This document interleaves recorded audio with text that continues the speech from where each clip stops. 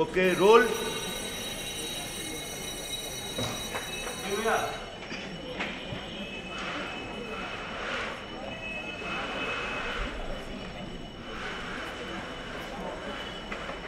रंगभूमि प्रवेश 1 अंक 1 जगह रंगभूमि, पात्र किरदार, कंपनी के कई अभिनेता। बिल्कुल हेड ऑन। स्टेज पे बहुत से पात्र मेकअप कर रहे हैं, दाढ़ी मूछें चिपकाने में लगे हैं, कुछ लोग मुंह पर पाउडर पोत रहे हैं, कुछ औरतों का पात्र करने वाले पुरुष 9 गज की साड़ी पहन रहे हैं, एक तंबूरे की तान कस रहे हैं, 2-3 लोग चाय पीने में मग्न हैं, एक भिक्षुक स्त्री मुंह से सिगरेट लिए खड़ी है, एक राजा माचिस से सिगरेट जला रहा है और एक ऋषि उसकी चुन्नी साफ कर रहा है। और थिएटर में अब ये कहती है कि लंदन आ गया, तो वो लंदन पब्लिक इमेजरी आ गया, लंदन आ गया। सिनेमा में ये यहाँ पे स्लाइड दिखानी पड़ेगी कि वो लंदन दिखाना पड़ेगा। और हर देखने वाले के हर एक के मन में अलग लंदन है। अभी हम लोग रशियन किताबें पढ़ते थे दोस्तोवस्की की, तो हमारा पीटर्सबर्ग जो होता है ना, वो अजमेर का कोई नाला होगा।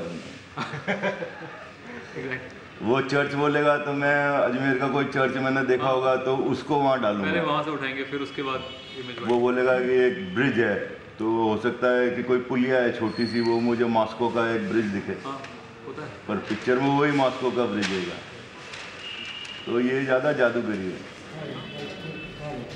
क्या अपन तैयार है सब? क्या डीवीडी हो रहा है? पीछे की तरफ पर्दा आधा छूटा हुआ है और वहाँ रस्सियाँ बांधने का काम चल रहा है। कोई कुर्सी सोफ़ा यहाँ से वहाँ ले जा रहा है, कोई कालीन बिछा रहा है, 2 लोग आगे पीछे चल रहे हैं। सारांश: रंगभूमि पर सब कुछ तितर बितर है, अव्यवस्थित है, बेदकारी है। तीसरी घंटी बजती है, ड्रॉप उठता है, सब हड़बड़ा जाते हैं, पर्दा नीचे लाने को कहते हैं। This is Shri Krishna. इसे ऐसे कर सकते हैं ना, ये बाबा राय। तभी कंपनी के मालिक संगीत राव ऑर्केस्ट्रे के दरवाजे से प्रवेश करते हैं। यात्रा की पोशाक पहने, एक हाथ में हैंडबैग है और दूसरे में ओवरकोट। पीछे हमाल होल्डोल और सूटकेस लिए हुए है। संगीत राव पर्दा खींचने वाले पे भड़कता है। पहला एक्टर: हमें कम से कम 10 मिनट चाहिए। संगीत राव: नेवर। दूसरा एक्टर: सूत्रधार के प्रवेश की तैयारी 5 मिनट में हो जाएगी। संगीत राव: वोंट डू। तीसरा एक्टर: थोड़ा बाकी है, तंबोरी को तार चढ़ानी है। चौथा एक्टर: 2 मिनट से ये मूछ चिपका लेता हूँ, वरना 4 लोगों के सामने मजाक बन जाएगा। संगीत राव: जरूर होना चाहिए। चौथा एक्टर: मान अपमान जो गुप्त बातें हैं वो प्रकाशित नहीं होनी चाहिए, ऐसा शास्त्र कहते हैं। संगीत राव: बस बहुत हुआ, ऐसी कहावतें मुझे सैकड़ों आती हैं। तुम लोगों का तमाशा बने ये मेरी इच्छा नहीं, क्योंकि तुम्हारा तमाशा मनो मेरा ही तमाशा होगा और हर वक्त तुम्हारा कुछ न कुछ रोना होता है। कहते हैं ना, घर की बात घर में रहनी चाहिए। सभी जगह बाहर से मल पट्टी है और अंदर क्या छुपा है कौन जाने। रंगभूमि तो छोटा सा उदाहरण है, बाकी पूरे भारत में यही परिस्थिति है। क्या होगा राम जाने।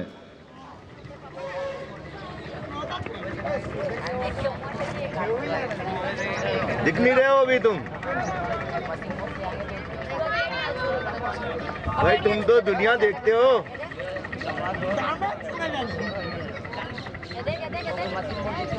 वाह वाह, क्या मजा आ रहा है।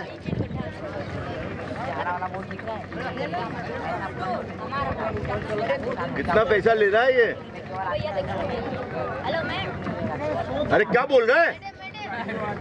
700? अरे यार इतना से मैं 700?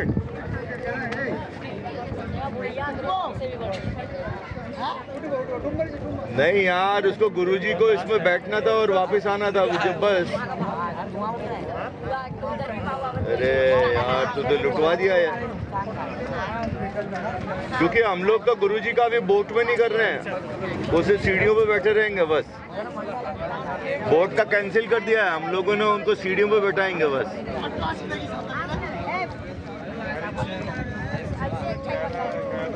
अरे तो ठीक है, कुछ दे देंगे यार। तुम आओ ऊपर, बोर्ड लगाओ, फिर डिस्कस करते हैं लाइव।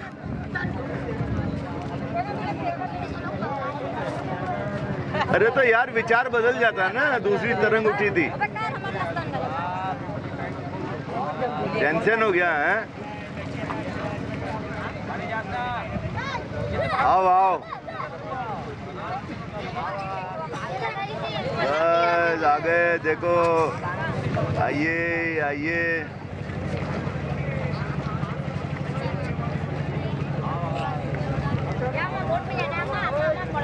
अभी सुनाई दी?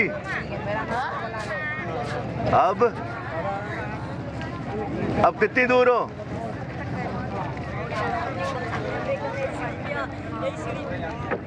हाँ।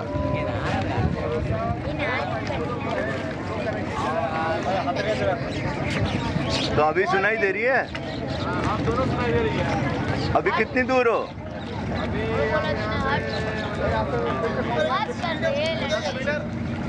अभी यहाँ तक पहुँचने में कितना वक्त लगेगा?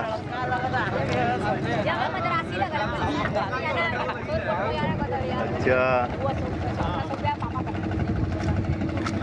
अब क्या करें इनका? आप जानिए अब क्या करना है। अरे यार, अब इनको कुछ बोलो, क्योंकि वो हम लोगों ने तो वो कैंसिल कर दिया, उसमें नहीं करेंगे अभी। So you'll have to give something. Means I don't know what to do. पर तुमने कितने टाइम के लिए बुलाया था इसको? I called him for 2 hours. 2 hours नहीं, इनको बोला छोटे भैया कैंसिल हो गया, अभी आप जाओ, इनको बुलाओ इधर इधर। अच्छा भैया, आप मेरे डायरेक्टर साहब से बात कर लीजिए। इसमें जो सबसे मुख्य बात जो आई है कि उनकी जन्म कुंडली में जो सबसे बलवान ग्रह हैं वो है जैसे मंगल, सूर्य, बृहस्पति, शुक्र। तो इससे जैसे मंगल के बलवान होने से आदमी बहुत पराक्रमी, मनस्वी किंतु क्रोधी बन जाता है जी, और कुछ चंचलता भी स्वभाव में आती है। किसी एक कार्य में बहुत दिन तक स्थिर नहीं रहता है व्यक्ति जी।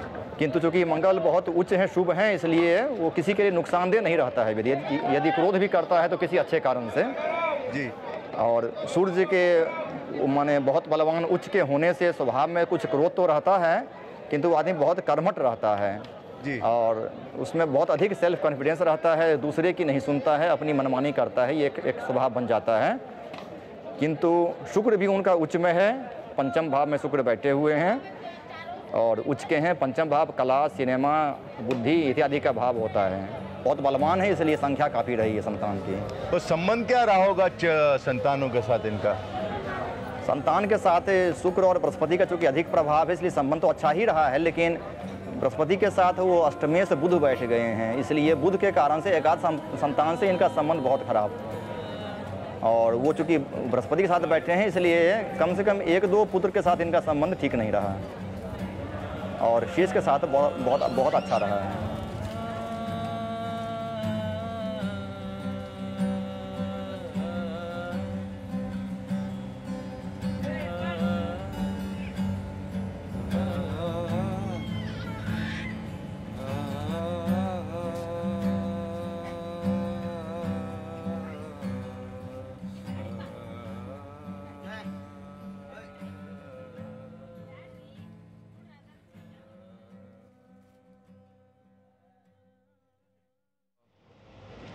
This journey is what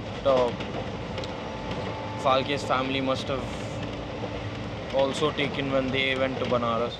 We were trying to imagine how they would react in this very space that we are sitting in this train. I don't have a story, but I have a few themes that I thought could be developed into a story. One of them is like how Dada Saheb Phalke is always trying to pursue his immortality, sort of. That's why he sort of hyperbolizes these events for his kids, so that he feels that immortality and everything is sort of more beautiful all of a sudden. I clearly found a connection between that and films and Dada Saheb Phalke. So, and he struggled to immortalize his work thereby himself, considering this fact that it was made and the person who made it fell, but what was made is still there. Right. So yeah, there is that eternal cycle that's still going on. So you can even choose to do that when you're taking a story. Like you'll see elements and you'll see things. Yeah. Can you work? And it's also through observation. No, it's a mixed thing. These are elements that give us some feeling. Flowers and bees and clouds. Yeah. So to build on the feelings that they give us and to find an expression. No?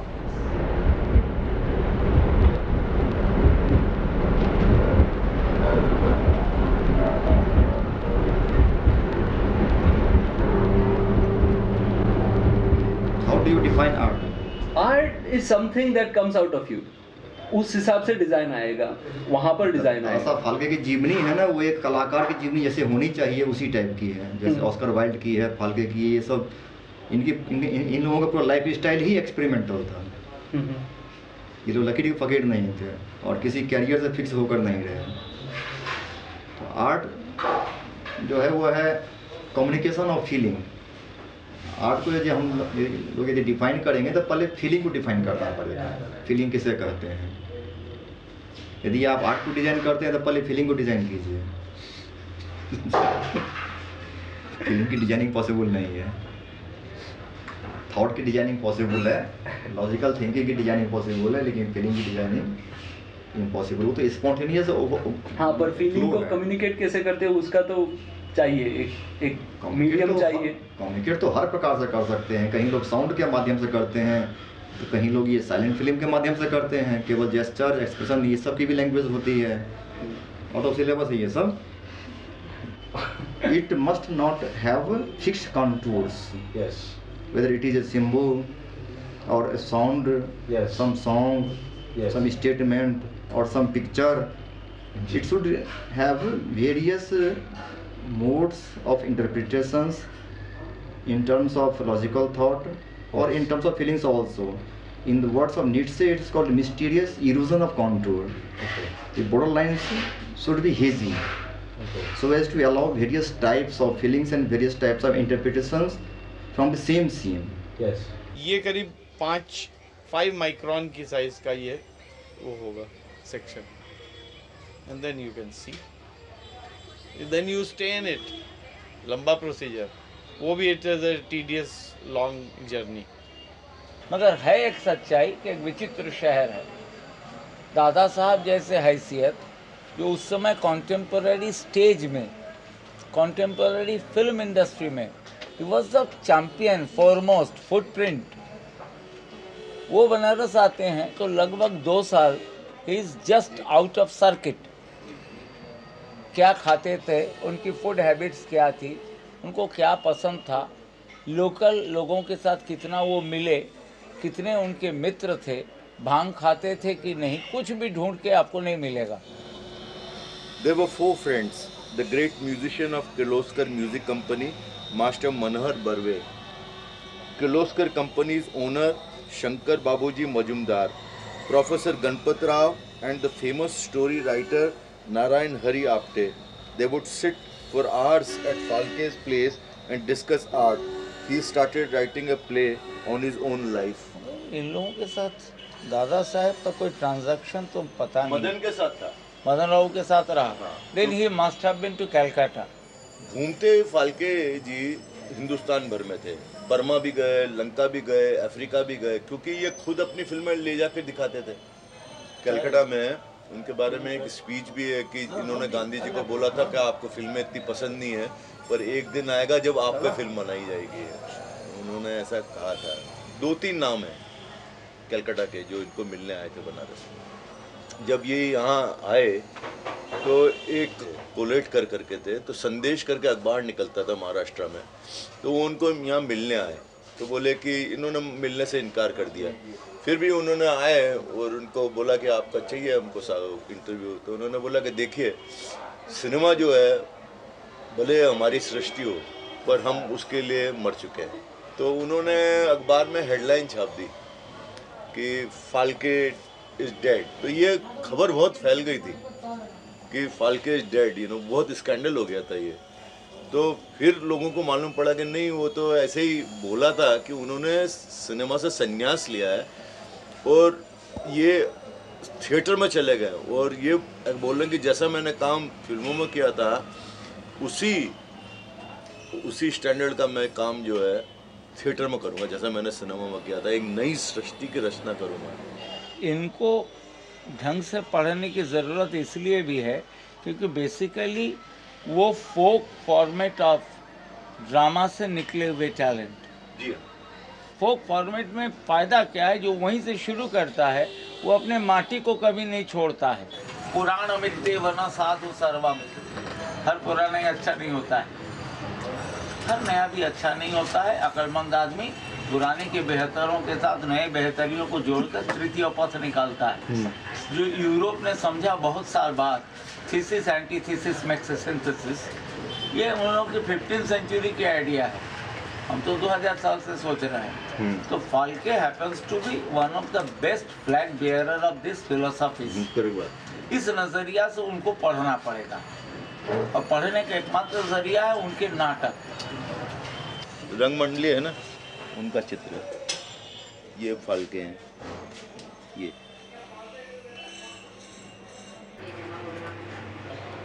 Sir ये फाल्के का photo print out लेने का है ना? हाँ निकाल। ये उनका रंगभूमि का थिएटर ग्रुप।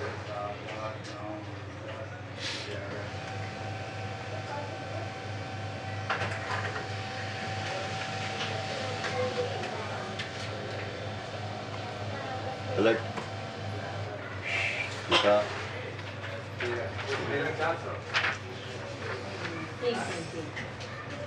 किधर फाल्के? फाल्के ये रहे। Correct, Dev. Okay next.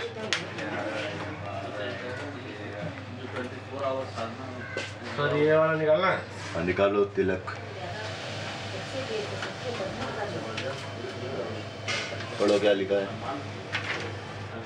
Rangbhoomi and had almost completed it when Lokmanya Tilak, who had come to Banaras around May 1920, listened attentively to some sense of his drama and enjoyed them. He also saw the stage model. Tilak promised all assistance for building the stage as per the model and to arrange for the drama to be played there. Unfortunately, Tilak died soon thereafter, but Falke went through with the drama.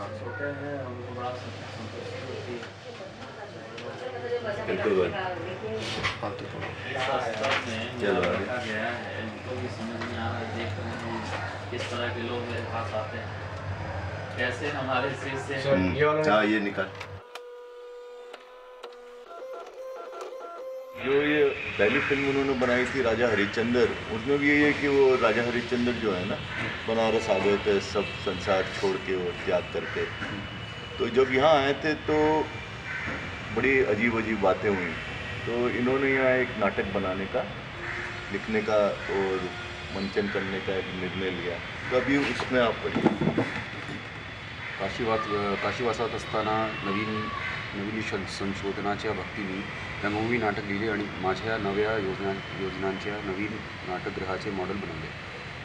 तो अनुवाद करना चाहिए उसके साथ में। हाँ ठीक है। मतलब काशीवास में रहते हुए नवीन संशोधनाच्या भक्ति में मतलब अपनी नई जो खोज और वो सब चल रही थी उनकी, उसमें उन्होंने रंगभूमी नाटक लिखा। दादांनी रंगभूमी नाटक 2 महिन्यात लिहून काढले। अच्छा 2 महीने में लिख के ख़त्म कर लिया उन्होंने। या लेखांच्या कामात श्री इनका जो नाम है क्या है, नारायण हरी आपटे जी, यांचे बरेच सहाय्य दादांना झाले। अच्छा, वो सह लेखन में और सारे आइडिया वगैरह में नारायण हरी आपटे जो थे वो उनके साथ मदद कर रहे थे।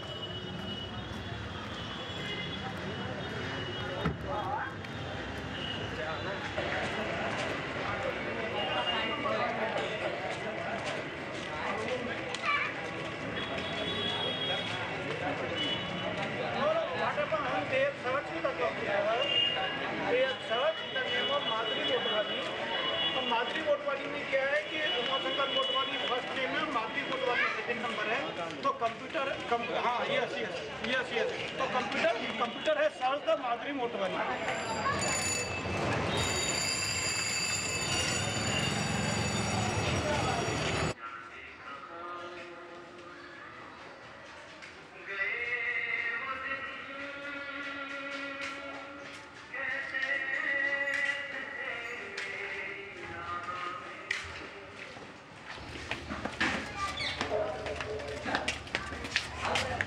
पैसा लेना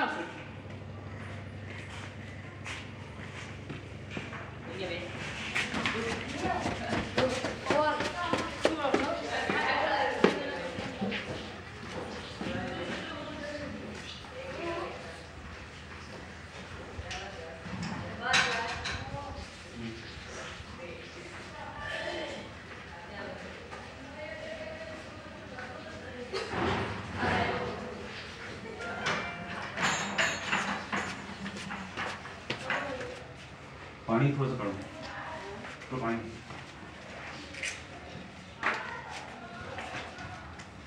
आप लोगों को मिला है कि बनारस में वो कम से कम किस लोकेलिटी में थे या कहाँ थे? हाँ। कोई क्लू मिला? नारायण हरि आपटे का एक लेख इनको मिला है, इनको कमल स्वरूप जी को। अच्छा। तो उन्होंने लिखा हुआ है कि दुर्गा घाट पर हम लोग रहते थे, पर दुर्गा घाट पे कहाँ और नारायण हरि आपटे कहाँ पर, वहाँ पर उनका निवास कहाँ था, या नारायण हरि आपटे से जो दादा साहब फाल्के के बारे में लोग ज़्यादा नहीं जानते होंगे, लेकिन हमारा महाराष्ट्र समाज पूरा यहीं पर रहता है इस मोहल्ले में, तो शायद नारायण हरि आपटे के बारे में उनको से ही माध्यम से उनको ये मिल जाए, तो इसीलिए ये लोग ढूंढ रहे हैं सब चीज़ें।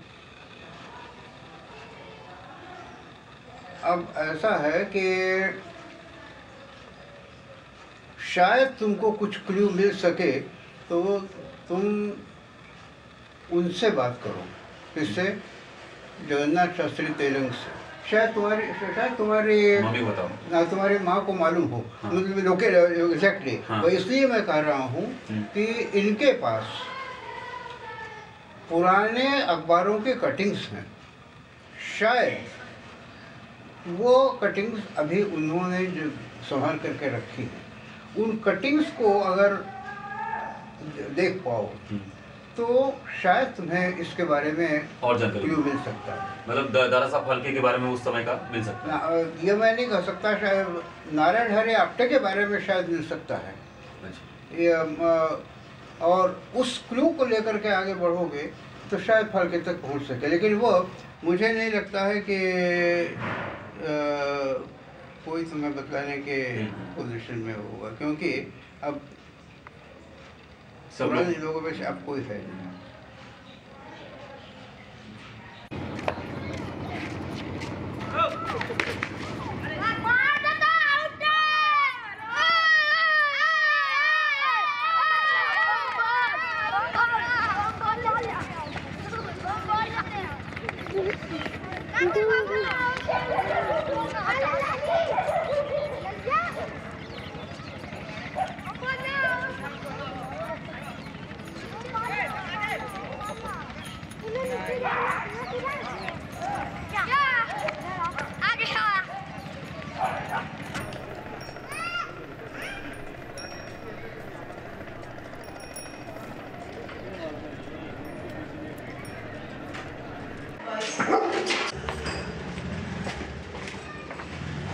यही कहीं है।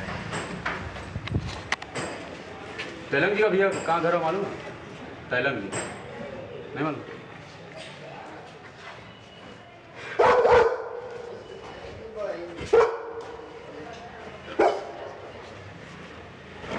तेलंग जी का घर मालूम है? यही है। जगन्नाथ शास्त्री घर पे हैं अभी? दादा है? आए घरी? फिर बोला ऐसे होता है।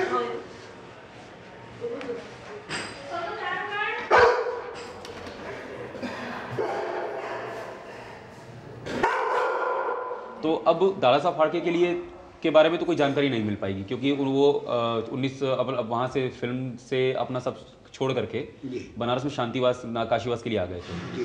पर नारायण हरि आपटे जो हैं वो बहुत प्रसिद्ध साहित्यकार है हमारे, हरि नारायण आपटे। वो हाँ, वो अपने आप को नारायण हरि आपटे ही लिखा हुआ है उसमें बार बार, ना आपटे लिखा हुआ है। ऐसा करिए, ठीक करिए, संशोधन करिएगा। हाँ, तो हरि नारायण आपटे उपन्यासकार अच्छे थे महाराज। हाँ, तो वो साहित्यकार उनके बारे में अब उनका परिवार यहाँ पर है या नहीं है, या उनसे जुड़ा हुआ कोई व्यक्ति हो? अब ऐसा है कि यहाँ पर जो एक आपके जो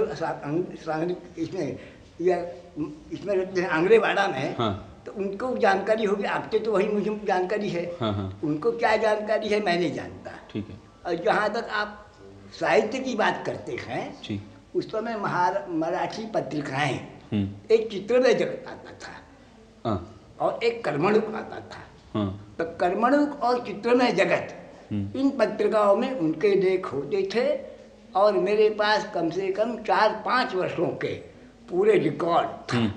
हुआ क्या, आज से कुछ वर्षों पूर्व, एक 20 वर्ष पूर्व, हमारा जो घर पानी में कुछ ऐसा नीचे गौर आपका वाटरफॉल्स नीचे चलने लगे ड्रेनेज में, वो पूरा वो हमारी ग्रंथ संपत्ति उसमें बहुत से नष्ट हो गई। अब बाद में कुछ जो बचा तो कुछ मैंने सांगवी विद्यालय को दिया हुआ है और कुछ यहाँ पर मिल सकता है आपके नागरी पिछाड़ी में, नागरी पिछाड़ी समाज, नागरी पिछाड़ी मिलेगा आपको। हरियाणा रावटे जी का कुछ? हाँ, मैं कुछ साहित्य हूँ, पर क्या मिलेगा हमें नहीं कह सकते। सबसे पहले अखबार आपका आज है, सन 20 का है, वहाँ उनका सत्य नहीं सकता आज का। तो पहली जो फाइल होगी कुछ खर्चा करना पड़ेगा, क्योंकि हमको साहित्य में सन 47 साल 5-1000 उन्होंने अपना खर्च किया, खर्च करके पुरानी फाइलें निकलवाई। तो सबसे पहली फाइल निकलवाई है सन 20 के आसपास की, और दादा साहब फाल्के का जहाँ आ रहा है संबंध, वहाँ से चलिए। तो इसमें क्या हो रहा है, उसमें मेरे एडवर्टाइजमेंट्स जो होते हैं छोटे छोटे, तो सत्य हरिश्चंद्र के एडवर्टाइजमेंट्स कुछ होंगे, लेकिन मेरे को बताओ तरीका यह है, तो उसमें सिनेमा में खरीदने लगे होंगे, उस एडवर्टाइजमेंट का क्या आकार था देखिए, है ना? सही बात है। तो निश्चित रूप से कुछ अखबारों में एडवर्टाइजमेंट होंगे, वहाँ से आप पकड़ सकते हैं।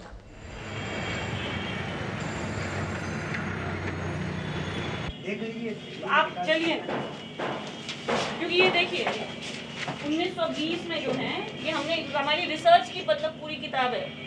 अरे बहुत सा रिसर्च हो रहा है, कितने लोग आए, कितने लोग, अब यहाँ पर इजाजत नहीं है। हाँ, लेकिन ये फाड़ के एकदम रखी है, इनमें से कुछ जो चीजें हैं ना, ये आपके अखबार से हैं। नहीं, फाइल फाड़ दी है तो हम नहीं कर सकते इसको। आप तो फाड़ेंगे थोड़ी आपके तो यहाँ। नहीं, आप कहती है ना फाड़ देते हैं तो उसका मुंह बिजोड़ देते हैं कि हमारा नहीं हुआ, चले जाएंगे मुंह लटका करके, और हम तो खत्म हो गए, मतलब सारी फाइल हमारी खराब कर देते हैं लोग। नहीं, ऐसा मतलब रिसर्च करने वाले यही करते हैं। नहीं, ऐसा हम नहीं तो हम आप कैसे आपको आश्वासन आप नागरी पिछाड़ी में वहाँ फाइल रखी हुई है, आप वहाँ देख लीजिए, अगर कोई परेशानी हो तो हम करा देंगे। ठीक है, हमें दिखा दें, चलिए दिखा देते हैं।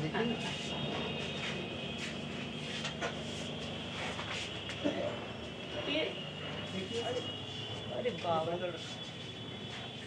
और इसमें कौन सा हम दिखाया? ये जो, अरे बाबा, इनमें ज्यादा पुराने कौन से कमरे में है? ये क्या है जो ये जो बाइंड करी है? वही अखबार है सब। तो ये कब के होंगे? ओरिएंटल न्यू सिनेमा बनारस, रात की हमें, अरे बाबा, ये तो थोड़ा सा देख सकते हैं, देखिए हम लेते चलिए हम बाहर। ये हम 1935 के आसपास की और कोई होगी फाइल इधर? अरे है तो बहुत सा, कितना हम निकालें? ये गिरेगा इसलिए वहाँ रख रहे हैं। ये देखिए ना, इसका बैलेंस जाएगा तो।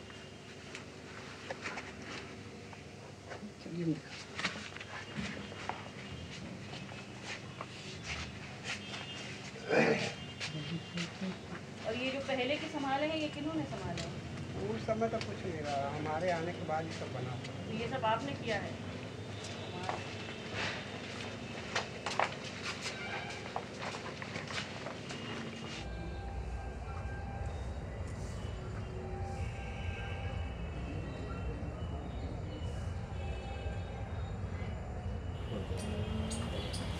इसमें केवल हिंदू कैलेंडर दिया है।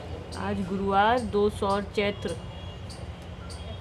किर्लोस्कर संगीत नाटक मंडली के लिए खास बनाए हुए श्री विश्वनाथ थिएटर, तो पढ़ने में नहीं आ रहा है, थिएटर में गुरुवार 14 अप्रैल रात को 9 बजे से ठीक ज्ञान दीपक यानी दानी मयूर ध्वज का मशहूर तमाशा हिंदी भाषा में दिखलाया जाएगा। स्थान Godowlia चौमुहानी।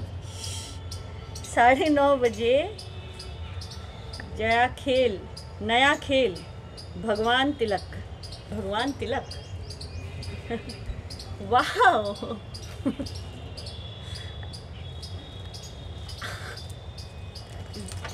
That was such a coincidence. क्या बात है। तो किर्लोस्कर तो फाल्के के खास मतलब कोलैबोरेटर समझो थे यहाँ पे। किर्लोस्कर संगीत नाटक मंडली भक्त ध्रुव, तो इसका मतलब इनकी बड़ी कंपनी थी। किर्लोस्कर का मशहूर तमाशा हिंदी भाषा में दिखलाया जाएगा। जिक्र है ना इसका किर्लोस्कर के। 1922 हो गया ना ये थोड़े से।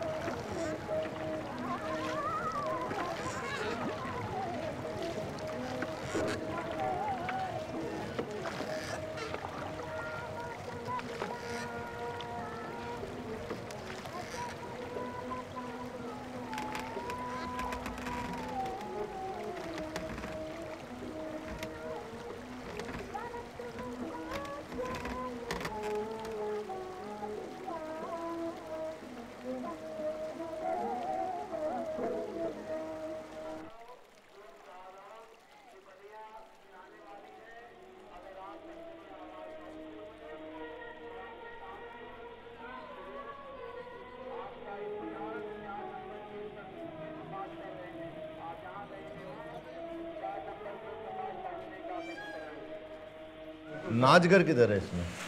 ये नाचघर का ही तो लेआउट है। देखिए इसमें 2 हॉल हैं जी। एक ये बड़ा हॉल देख रहे हैं आप जी, और एक हॉल ये है। ठीक है, दो हॉल, एक हॉल है 30 बाई 60 का है ना, और एक हॉल है 30 बाई 22 ऐसे करके है। हाँ। और इसी में देखिए ये थिएटर का पोर्शन है हॉल नंबर 2 में, जहाँ पर स्टेज था, है ना, और इधर देखिए सब रूम्स है। इसका नाम इसलिए assembly rooms and theatre. These are assembly rooms and this is theater. और क्लब कम थिएटर। क्लब कम थिएटर। खाली हॉल की ले ली। नहीं गवर्नमेंट का लेटर? नहीं, ठीक है, गवर्नमेंट का लेटर। आपको जो बात करनी है फिर मेरे हस्बैंड रहेंगे, सुबह आप बात कर लीजिएगा। वो सुबह आते हैं? सुबह रहेंगे, सुबह हम लोग जा रहे हैं फिर। नहीं सर, देखिए जो चीज़ नहीं कर सकते नहीं। एक फोटो ज़्यादा है। नहीं एक नहीं, सॉरी सर, हम देखिए प्लीज। आइए।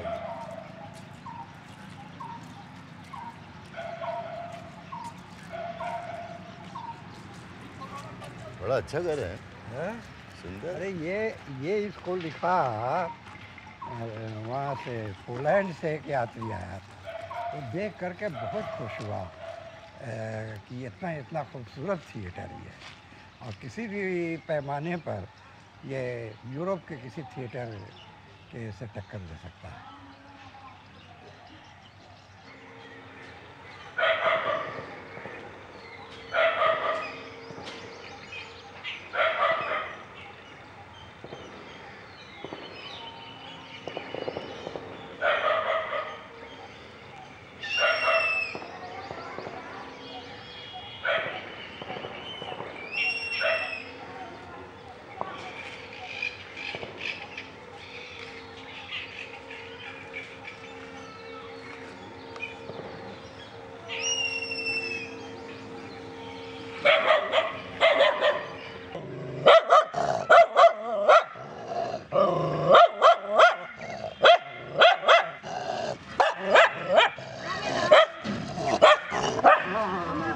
दीवार बनाई है ना, एक्चुअली ये जो स्पेस तो वैसा ही था, हॉल और साइड के कमरे।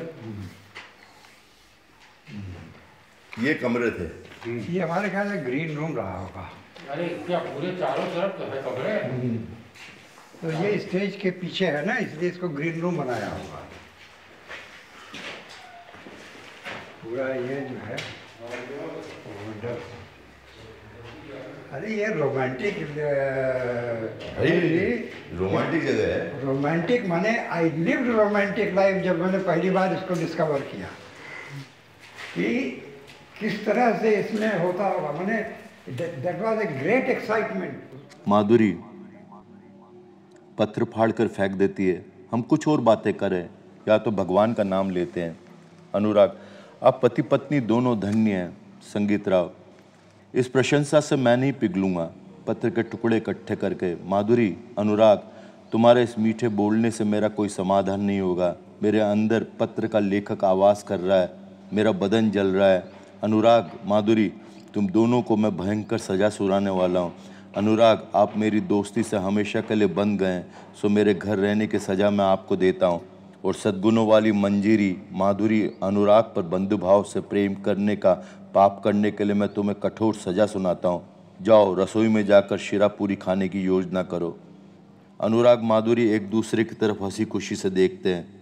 इस सज़ा में कोई कमी नहीं होगी। क्या कहूँ, पूरब का सूरज पश्चिम से होगा, पर मेरा भाषण झूठा नहीं होगा। तीसरे चौथे माले के दर्शकों को तक ये शब्द न पहुँचे, पर मेरे शब्द झूठे नहीं हैं। कुर्सियों की 2 लाइनों में औरतों के आबरू बचाकर चलने तक की जगह होगी, पर मेरी वाणी झूठ नहीं बोलेगी। थिएटर के बाहर शौच की बदबू आना बंद होगा, पर मेरे कहे शब्द असत्य नहीं होंगे। जिले के लिए ली हुई नाटक की परमिशन तालुका लेवल पर चलेगी, पर मेरी दी हुई सज़ा कम नहीं होगी। हाँ चलिए, शिरापुरी की ये सज़ा काटने के लिए रुकिए। अनुराग, माधुरी, ये ड्रामेटिक सिचुएशन इतनी अच्छी तरह से बनी है कि हम एक टैब्लो बनाते हैं। माधुरी, तुम पहले जैसे घबरा कर खड़ी रहो। अनुराग, आप मेरे सामने हाथ जोड़कर खड़े रहो। मैं दांत होठ चबाकर क्रोध से आपकी तरफ देखूंगा। ये जगह छोड़िए मत, हिलिए मत, जैसे मोम का बुत।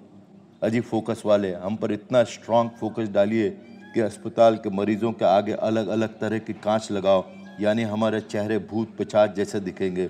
हरी कांच लगाइए मतलब हम जिंदा लाश लगेंगे, पीली लगाइए तो हमें पी लिया हुआ है, ऐसा दर्शकों को लगे। बाबा रे, ये आज के स्टेज का सौंदर्य है, दर्शकों के लिए की गई रचना है। ये काबिल दर्शकों का इसका स्वागत करेंगे। रंगभूमि का ये रंग बिरंगा खेल देखकर रसिकों को तालियां बजाने का अधिक जोश चढ़ेगा। अब बस बिजली की तारों का झटका ऑडियंस के हाथ में छोड़ दीजिए। अजी फोकस वाले, फोकस फोकस फोकस कीजिए। बंगलो नंबर 25 AB ओल्ड नाच घर। अरे मोर! हाँ, मोर आके बैठता है बराबर। हाँ, एकदम सेंटर पे बैठता है, ऊपर टॉप पे। नाच घर पे तो मोर नहीं होगा तो और कौन होगा, है ना? ये तो दर्शन दे दिए उसने। बड़ी बड़ी दिव्य जगह है कि तो दर्शन दे दर्शन देते हैं। दर्शन दे दिए मोर ने यहाँ। नाचघर यही है मतलब। मोर माने भगवान कृष्ण, मोर पंख। अभी डांस भी करते हुए क्या पता, डांस भी करते हुए। मंदिर मैं तो उठ के रहा हूँ, लेकिन आप लोग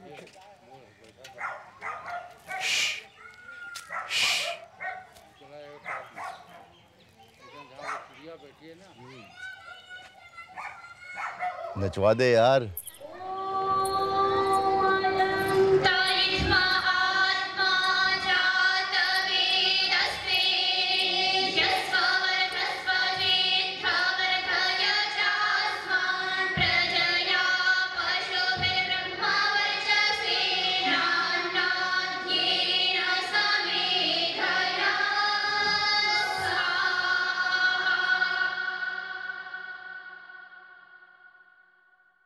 तो ये हुआ कि ब्रह्मदेव की कुशलता पर बाहरी दुनिया का विपरीत नजर पड़ी और उनका महत्व बढ़ने लगा। तब हरिहर ने उनके प्रशंसकों ने एक अजीब पैतरा अपनाकर ब्रह्म को रोकने का प्रयत्न किया।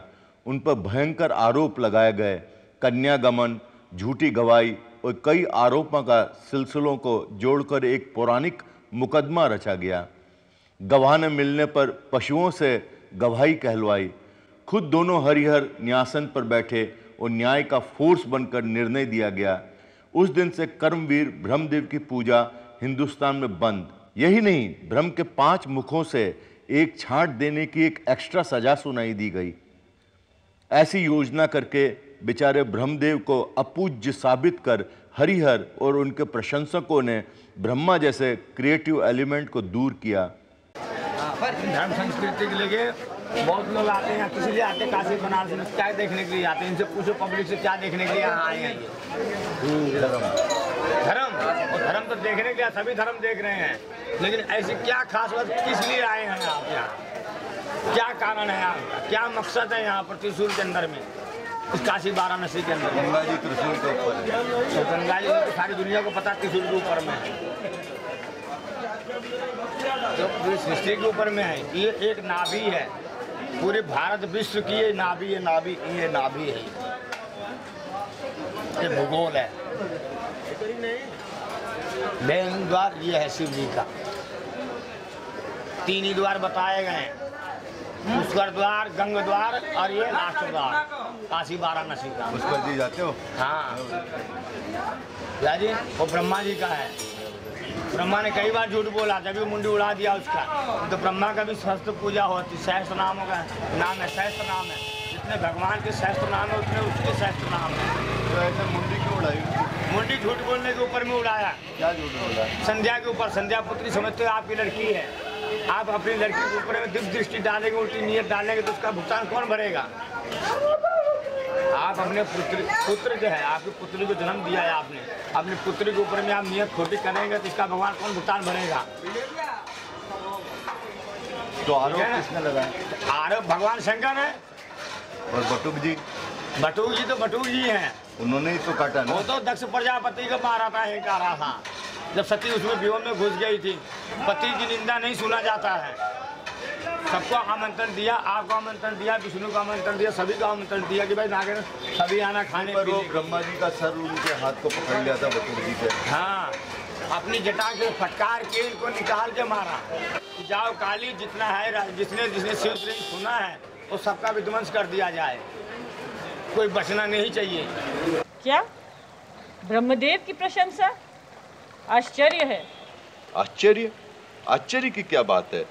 सच पूछोगी तो आज ब्रह्मदेव की प्रशंसा ही करनी चाहिए। उस विश्वकर्मा क्रिएटिव इन्वेंटर को प्रसन्न करें। महादेव, विष्णु, देवा, गणपति, दत्तात्रेय, इन सब को छोड़कर आप ब्रह्मा की प्रशंसा करना थोड़ा चमत्कारी है ना? चमत्कारी? ब्रह्मदेव की प्रशंसा चमत्कारी? प्रिया, इस मूर्ख विचार से ही हमारा ध्यान सही नहीं है। इसलिए तो पहनने का कपड़ा और पेट भर खाना महंगा हो गया है। प्रिया, इस महत्वपूर्ण विषय पर बात करना अभी उचित नहीं। मैंने इस विषय पर स्वतंत्र नाट्य रचना करने का सोचा है। फिलहाल इतना समझ लो कि ब्रह्मदेव का हिंदुस्तान लौटना निश्चित है। सच है प्रोफेसर साहब। दुख की बात यह है कि ऐसे क्रिएटिव, इन्वेंटिव, पावरफुल, ओरिजिनल लोगों की भारत से छुट्टी कर मुक्तखोरों का राज चल रहा है।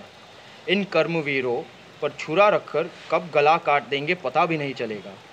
ऐसी दयाजनक स्थिति है कि क्या बताएं। और ये जब तक रहेगी तब तक सैकड़ों ब्रह्मदेव हिंदुस्तान में कैसे आएंगे? बड़े कल्पनाशील लोग थे ये, आप देख लीजिए, शुरू से आखिर तक इन्होंने स्वर्ग बनाया, नरक बनाया, क्या क्या नहीं किया।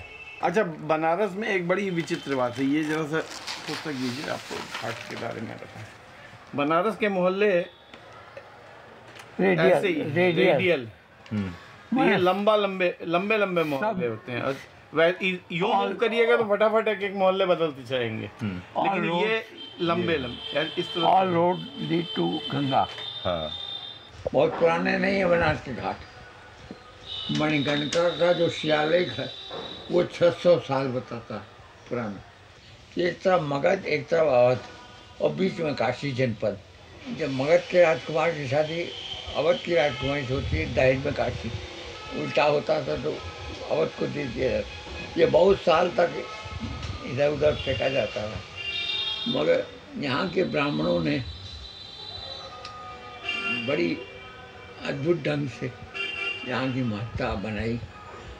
सारे, एक तो सारे देश की जितने तीर्थ हैं सब यहाँ स्थापित थे। देवी देवता, आप मद्रास का कोई देवता नाम लीजिए या पंजाब का, सब यहाँ मिल जाएंगे। और दूसरा, यहाँ का जो धर्म था, पढ़ाई लिखाई का बड़ा महत्व था। माने अगर आप दूसरी शताब्दी, सेकंड BC की मुद्राएं देखें तो यहाँ पाठशालाएं बहुत थी, गुरुकुल बहुत थे। ये है ब्रह्मा घाट। ये ब्रह्मा घाट है। ये इसी के बगल में आपको जाने का विचार है।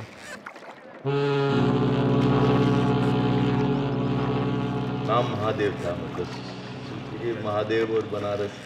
महादेव की उस समय उम्र होगी करीब 12 वर्ष की। तो महादेव जा रहे थे और सनस्ट्रोक होके उनकी डेथ हो गई थी। तो उनको घर लाए, फिर उनको अंत्येष्टि करने के लिए वहाँ घाट पे ले गए थे, हरिश्चंद्र घाट पे। तो वहाँ जला वला के उधर अपना मातम मना रहे थे। तो ये जो है ना सब त्याग करके आए हुए थे, नासिक और ये और फिल्म इंडस्ट्री, और जाके संन्यास ले लिया था राजा हरिश्चंद्र की तरह। ये भी बनारस में सब छोड़ छाड़ के आए हुए थे। तो वो उनको मना रहे थे कि अब चलो तो सही। तो इन्होंने क्या किया कि अपने सारे बच्चे जो हैं उनको, वो खड़े थे तो ये बड़े क्रोधित थे, तो वो उठे, उन्होंने अपनी जो धोती है वो फाड़ी, उसको जलाया चिता की आग से। उसकी राख जो है वो लेके उस राख को उन बच्चों के इर्द चारों तरफ उन्होंने घेरा बनाया और बोले कि तुम मेरे लिए मृत हो, मैं सबके लिए मृत हूँ।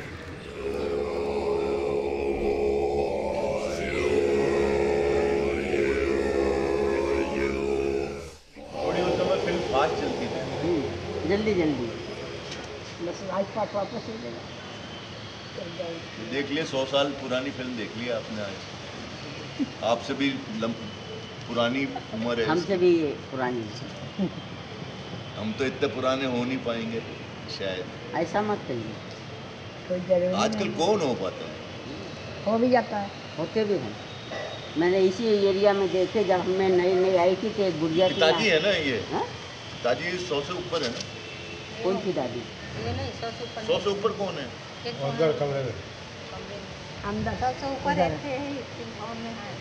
100 से ऊपर है? हाँ तब का वही बूढ़ा बाबा ना कोई है कमरा। बात करते हैं? क्यों नहीं? हाँ करते हैं। करते पकड़ के कोई ले आएगा तो करेंगे। मतलब कालिया मर्दन ये पूरा पिक्चर है, देखिए ये इसमें मजा आ जाएगा आपको, इसमें मजा आ जाएगा। ये उनकी छोटी बच्ची थी मंदाकिनी, तो ये 1912 में पैदा हुई है, तो इस समय उनकी उम्र होगी 5 साल की। तो पहले उनको असली रूप दिखाया। अरे है वो जिंदी? नहीं, उनकी मृत्यु 1992 में हुई। ये आज का युग, वो प्राचीन युग, वो बड़ा, ये अपना टीवी। तो ये जैसी आप पढ़ते हो, तो ये जैसे फाल्के जी ने कल्पना की, ऐसी कल्पना आपके बिल्कुल दिमाग में आता है, मन में ऐसी हाँ वही चीज आती है। आप कोई भी चीज करिए, मतलब जो आप देख रहे हो वही मन में थी क्या? बिल्कुल मन में आती है। ये कन्हैया ऐसा था, ऐसे जमुना जी थी, वो जो सब पढ़ते जाएगा दिमाग में आते जाएगा। भले वो सीन जरा कुछ अलग हो जाए थोड़ा बहुत। आपकी नदी अलग होगी, हाँ, दूसरे की नदी अलग हाँ, होगी। वो जमुना जी होगी, हम लोगों ने जो देखा वो नदी आ जाती सामने। आपकी गोदावरी होगी, नदी तो नदी। तो नीलकंठ अगर 14 का है, ये सीन कहाँ का है? ये 18 का पकड़ो, 17 नहीं पकड़ो। गोदावरी में है, सीन गोदावरी का। हाँ तो कालिया मर्दन 17 नहीं 18 का पकड़ो। तो ये अगर नीलकंठ 4 का हुआ तो 4 का, ये मेरे को 3 साल का बच्चा लगता था, तो ये प्रभाकर होएगा। ये 100 साल पुरानी है, ये वाली ये तो 1917 की है। ये वो देखिए आपका दाढ़ी वाला सीन आ गया।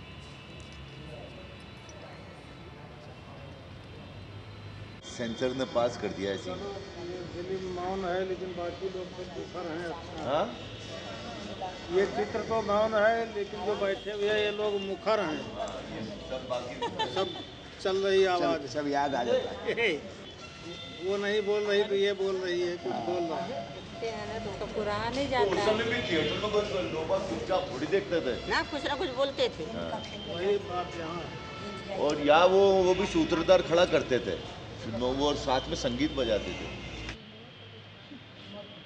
इतना निराल है कि देखो बच्चा कितना अच्छा सुंदर है। ये बड़ी बहुत चलती थी ये फिल्में, लोगों को बहुत पसंद आती थी। इसका एक आना टिकट भी, जब टिकट चालू हुआ था एक आना, 1 रुपए का 16 आने होते थे जी। आप सुने भी होगे, देखे भी होगे। देखा एल्युमिनियम के आना शुरू हुए थे, आना वाना तो खत्म हो गया था ना। जब ये तुम्हारा नया पैसा चालू किया है तब जाके खत्म हुआ है।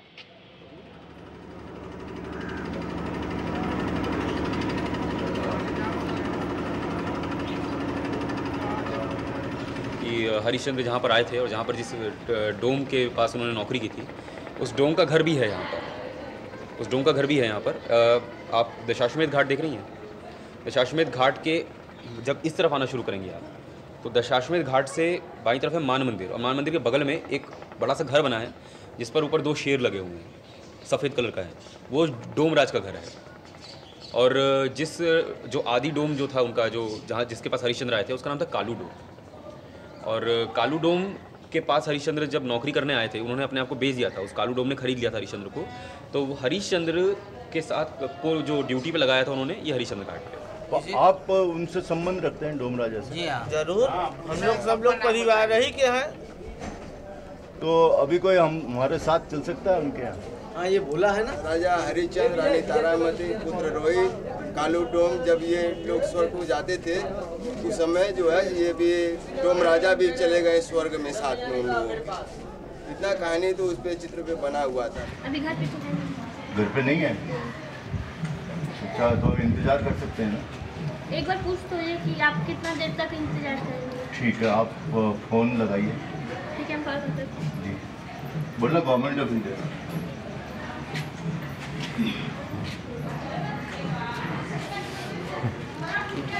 बाहर गए कहाँ से? शहर से बाहर गए? अच्छा, और उनके ब्रदर नहीं है कोई? उनके ब्रदर तो नहीं है। हम लोग को ये राजा हरिश्चंद्र की कहानी का पता करना था, आपको मालूम है? सुना सकते हो यही? क्या? राजा हरिश्चंद्र की कथा आपको नहीं आती है? क्यों? क्योंकि हम लोग किसी से बताते, हम लोग को जैसे उतना नॉलेज नहीं है किसी भी बात की। पापा ये कहानी सुनी भी नहीं? राजा तारावती, राजा हरिश्चंद्र की कहानी नहीं सुनी? अच्छा एक काम करिए, उनका फोन नंबर दे दीजिए। उनको नंबर नहीं दिया जाता उनका। नंबर देते ही नहीं हो? नहीं। आपने भी फोन किया ना? हमने फोन किया ना। हाँ। तो हम नहीं बता सकते आपको। क्यों? इसी तरह। पढ़ी नहीं है वो। हाँ? पढ़ी नहीं है। कौन पढ़े नहीं है? दे दो ना नंबर, नंबर दे दो ना। नहीं नहीं नंबर नहीं दे मालूम है। अच्छा ठीक है। आप सोमवार को आ जाइए, संडे को। हाँ? मंडे को।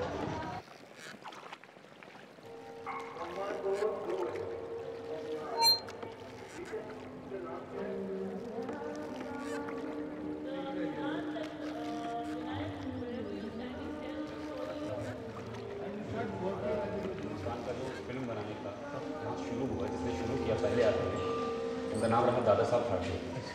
वो यहाँ रहते हैं, तो वही हम बड़ा ढूंढते ढूंढते इसको, मतलब कि हमको ये नहीं पता था कि अंग्रेजवाड़े में रहते हैं, हमको ये पता था कि यहाँ कहीं रहते हैं। लेकिन यहाँ किस सन में रहते थे? 1920 में। ये सब आंध्र के बाड़े का ही है। अगल बगल जो है सब आंध्र के बाड़े का ही हिस्सा है। हाँ, बेच दिया है, इधर का भी इधर का भी। खाली मैं आगे ही बचा हुआ। उधर मतलब काफी भी गया है, बस जितने आप लोग आए हैं इतना ही रह गया।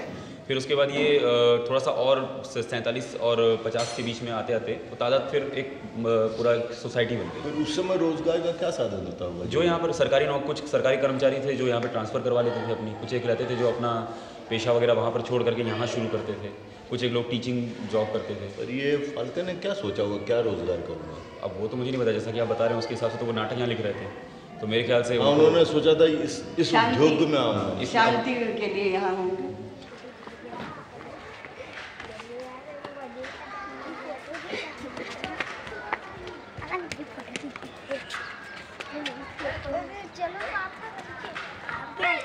क्या?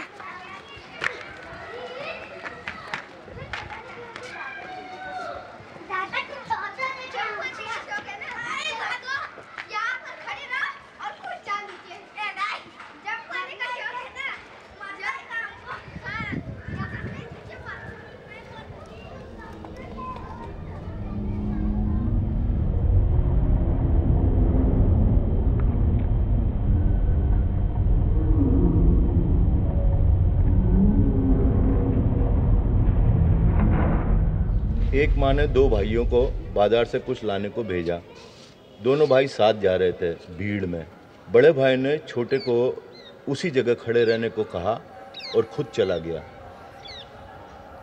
जब बड़ा भाई नहीं लौटा तो छोटा भाई डर के रोने लगा, इधर उधर देखने लगा, आंसू टपकने लगे। उसी का कोई अनजान हम उम्र का उसे देखकर तरस खाया। उसी के कोई प्रांत का था, मतलब महाराष्ट्रन था। उसको लगा कि मेरा महाराष्ट्र का है ये छोटा बच्चा। हाथ पकड़ा और अपने घर ले आया। एक अनजान बच्चे को अपने बेटे के साथ देख उसकी माँ घबराई। किस अनजान को ले आया, पता न क्या मुसीबत लाए। पुलिस का डर, उसके परिवार वाले क्या करेंगे। बेटे को बोला बराबर ठीक उसी जगह पर उसे छोड़ दे जहाँ से लाया था। क्या हुआ बताइए? थोड़ा बहुत बताइए। इतना है, उतना बताओ। तो समझ में भी आया तुम्हारे?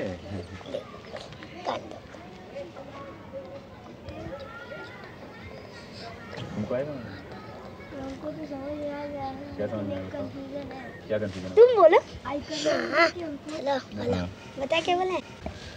एक छोटा भाई था, रास्ते में खो गया और ना उसका भाई उसको उल्टा पुल्टा मत लो, बता रहे हैं। तुम बोलो। इसे बताओ। अच्छा बताओ। एक छोटा भाई एक बड़ा भाई था। फिर तो बड़े भाई ने उसे एक जगह खड़ा कर दिया। शाबाश शाबाश, वेरी गुड। वो कहाँ से जा रहे थे? बाजार से? तो बड़े भाई ने उसको क्यों अकेला छोड़ दिया वहाँ? अच्छा, फिर क्या हुआ? जब बड़े भाई चले गए तो छोटा भाई थोड़ा घबराया। फिर क्या हुआ? एक और लड़का आया। एक लड़का उसे महाराष्ट्र सम के अपने घर के अपनी माता के पास ले गया। उसके आगे आती नहीं है कि माता ने क्या बोला उस बच्चे को देख के? इसको वापस वहीं छोड़ दो जहाँ से लाए हो। ये लाया। ऐसा क्यों बोला उन्होंने?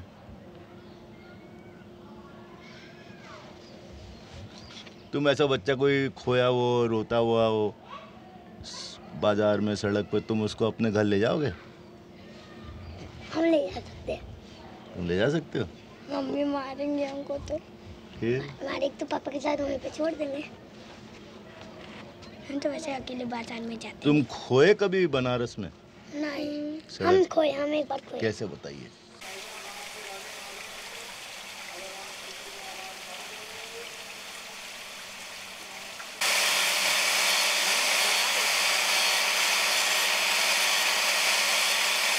जाली का काम करेंगे, इस जाली के नीचे ऊपर का गेम बंद करो, सिर्फ उस जाली से वहाँ पर लाइट आनी चाहिए, तब वो गली वाला फीलिंग बनेगा।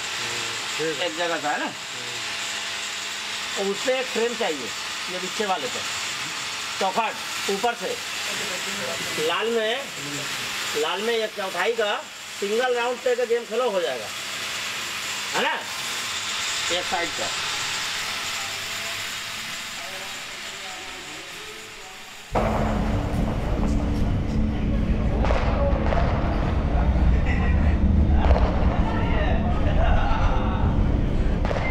This is the story of Dada Saheb Phalke and his children while they were living in Varanasi. They're bits and pieces from their memories. Baba Rai never realizes that Prabhakar is no longer following him, and Baba Rai is in his own world, and he reaches his house. He comes to know that it is his brother Mahadev who is dead because of a sunstroke. And that is when he is reminded of Prabhakar, and he thinks of what Prabhakar might be going through, and he turns to look towards Prabhakar, and he sees he is nowhere to be seen. He searches around in that crowd which is all mourning, but he never sees him, and a sudden surge of panic comes to him, and then he rushes towards and tries to search for Baba Rai everywhere. He does not find him anywhere. मेरे स्वर्ग की machine, रास्ता ज़रा धीरे धीरे छोड़ो, घर की खपलेल गिर जाएगी इस गरीब के सर पर। पर्दा धीरे धीरे नीचे आने लगता है। हाँ, अब ठीक है। आधुनिक रंगभूमि धन्य हो, सर सलामत तो है। इस पर्दे में हवेलियाँ हैं, मंदिर हैं, घर हैं, कैसे जल्दबाजी में गिर रहे हैं। जैसे जोशी भट्ट जी की कुंडली देखकर 9 ग्रहों की दशा एक एक कर दिखाते हैं, वैसे ही स्टेज पर एक एक पर्दा सामने आकर जा रहा है। ओहो, बस कर भैया, हाथों में छाले पड़ जाएंगे। पर्दा नीचे आता है। मुझे चाहिए वो रास्ता, आ गया आखिरी आसमान से ज़मीन पर।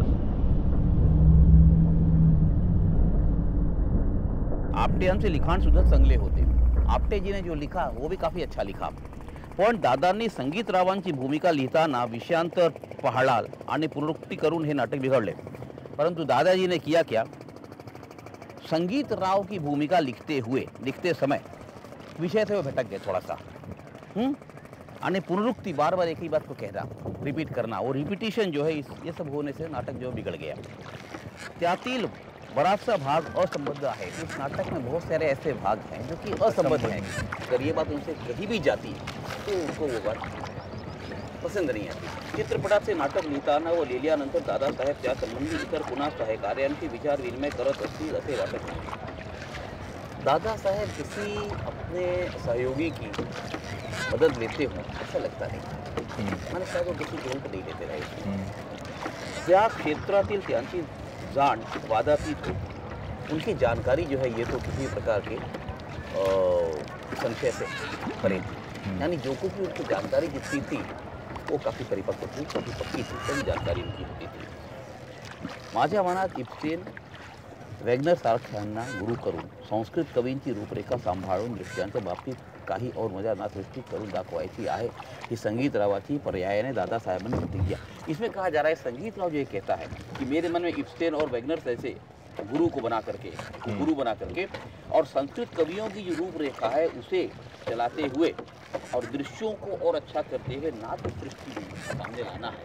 तो दरअसल संगीत के माध्यम से दिखाई महाराष्ट्र साहित्य जनवरी फरवरी 1922 और नवयुग फरवरी मार्च 1922 दो पत्रिकाओं का नाम दिया है कि महाराष्ट्र साहित्य के फरवरी 1922 का और नवयुग का फरवरी मार्च का या मासिका मधु नाटकावरील परीक्षण प्रतिनिधिकालय इस पर नाटक का जो परीक्षण था वो छपा प्रतिनिधिकालय में छपा। महाराष्ट्र साहित्यामधील परीक्षणावरील दादासाहेबांच्या प्रतिक्रिया त्या संस्थात केल्या आहेत।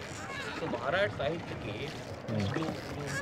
रिव्यू जो निकला था परीक्षण जो रिव्यू था उसमें दादासाहेब जो प्रतिक्रिया थी उसमें शिवाजी यांच्या बाळके यांचा रंगभूमी हा कैफे त्याचा लेख रंगभूमी हे नाटक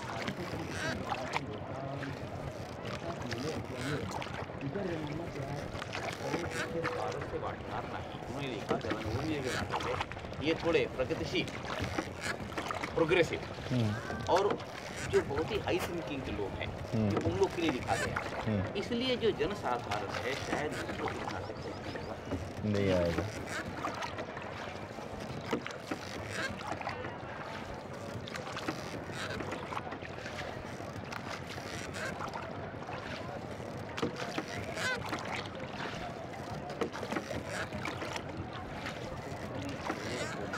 परंतु मेरे नाट्य दर्शन और नाट्य सृष्टि पर उसकी जो यथार्थ टीका टिप्पणी है जो भी टिप्पणी वो करे उससे गुदगुल्या झाल्या पाहिजे मन में थोड़ी होनी ही चाहिए और इसलिए नाटक को बहुत ही अच्छे ढंग से और बहुत सुलभ रचना मैंने करने का पूरा प्रयत्न किया आणि माझा हा प्रयत्न ईश कृपेने बराच पूर्ण केलेला आहे और मेरा ये प्रयत्न जो है भगवान की कृपा से काफ़ी अच्छा हुआ है। दादासाहेब ही काशीवास सोडून दीर्घ विश्रांतीनंतर पुन्हा नव्या उमेदीने महाराष्ट्र दाखल झाले और दादासाहेब ने भी अपना काफी प्रभाव छोड़ करके एक नई आशा के साथ में महाराष्ट्र का पदार्पण किया। क्या उनका इरादा क्या था, उनको क्या उम्मीद थी कि ये जो रंगभूमि है इसको रंगमंच पर लाना।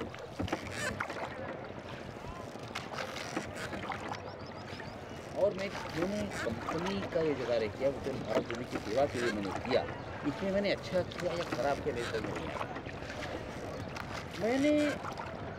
मैंने अपने समय का दुरुपयोग किया या सदुपयोग किया, ये बात मेरे से समझ नहीं पा रहा हूँ। जो कुछ भी मैंने ये किया मैंने खाली इसलिए किया कि जो भी यूरोप इलाके लोग देखते करते हैं उससे बेहतरीन ढंग से हम यहाँ कर सकें ताकि उनके भी ऊपर एक समाचार कर सकें कि हम लोग इतना बढ़िया कर सकते हैं। इसके लिए मैंने सारा कुछ इकट्ठीकरण किया, परंतु ये सब करके मैंने अपने समय का दुरुपयोग किया, सदुपयोग किया, अच्छा किया, बुरा किया, ये अभी तक कुछ समझ नहीं आया।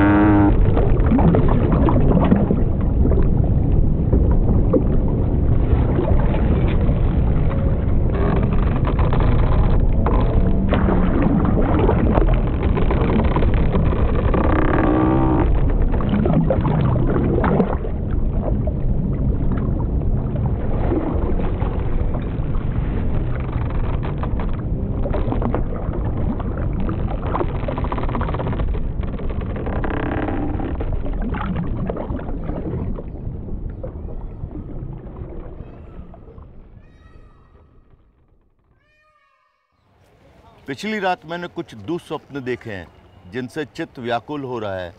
हरिश्चंद्र प्रिय, यद्यपि स्त्रियों का स्वभाव सहज ही भीरू होता है, पर तुम तो वीर कन्या, वीर पत्नी और वीर माता हो, तुम्हारा स्वभाव ऐसा क्यों? रानी, नाथ मोह से धीरज जाता रहता है। हरिश्चंद्र, सो गुरुजी से कुछ शांति करने को क्यों नहीं कहलाया? रानी, महाराज शांति तो गुरुजी ने कर दी है। हरिश्चंद्र, तब क्या चिंता है? शास्त्र और ईश्वर पर विश्वास रखो, सब कल्याण होगा। सदा सर्वदा सहज मंगल साधना करते भी जो आपत्ति आ पड़े तो उसे निरी ईश्वर की इच्छा ही समझ कर संतोष करना चाहिए। राजा, रानी, महाराज स्वप्न के शुभाशुभ का विचार कुछ महाराजों ने ग्रंथ में रखा है।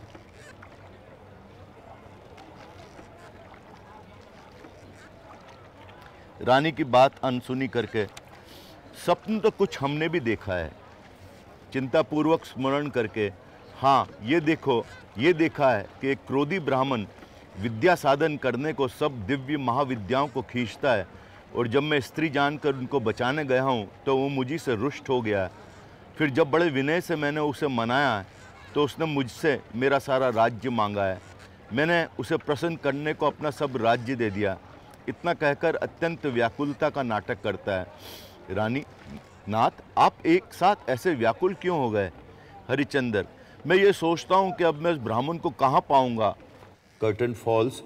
Babaraya, Prabhakar and Neelkantha are on the stage. We see letters falling and floating on the stage. They read. In each letter is written, Phalke, come back to cinema. Babaraya, मैं क्या बोलूँ तुझे, स्वदेश के लिए प्राण देने को तैयार हूँ। स्वदेश मतलब मेरा प्राण।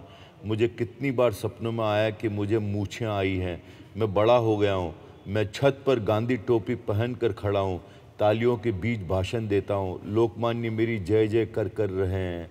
नीलकंठ, क्यों रे, स्वराज मिलने के बाद कहते हैं कि अंग्रेज़ी पुस्तकों की किटकिट ख़त्म हो जाएगी। मुझे वो स्पेलिंग, वो उच्चार और वो अर्थ बाबरा और वो मार, कब वो दिन आएगा, कब ईश्वर प्रसन्न होगा। Please on. In the auditorium, great Madan and the biggest name in the industry has come to Kashi to get Phalke back to industry. Phalke, Mr. Madan, I can't come back. I am fed up with the film business. I am not inclined at all to turn again to that path.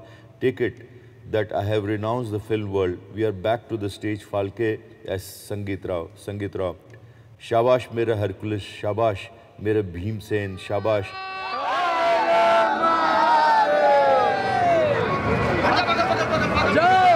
जगह बनाओ जगह बना दो।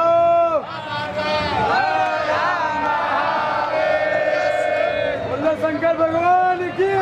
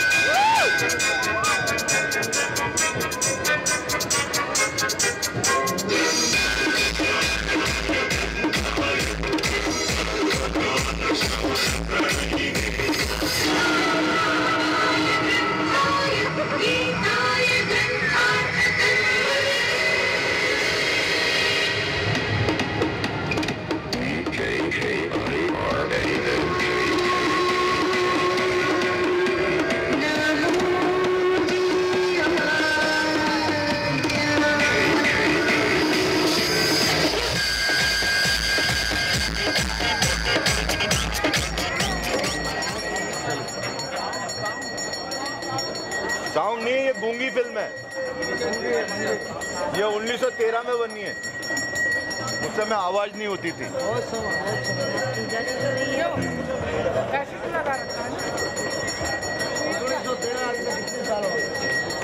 100 साल हो गए। देखिए, ग्रामीण प्रजा के विनती से राजा शिकार को जाते हैं। जो होता है वो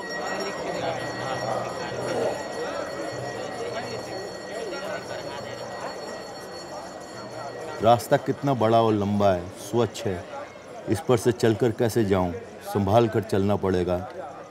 पर अपना नामो निशान रास्ते से जुड़ना नहीं चाहिए। छिपकर चलने की आदत डालनी होगी।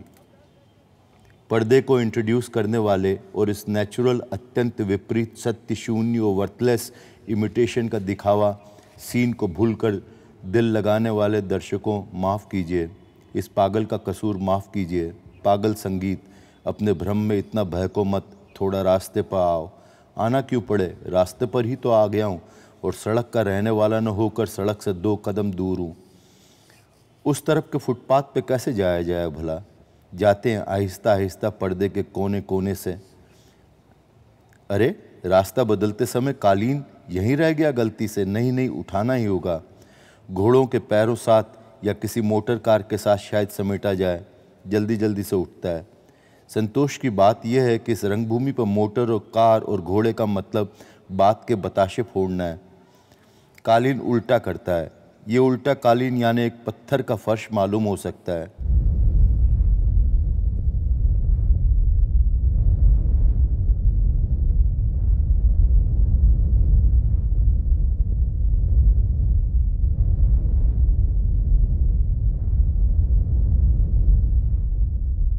जब तक सब ठीक नहीं होता, मैं सोच रहा हूं कि मैं भी एक आत्मकथन कर लूं।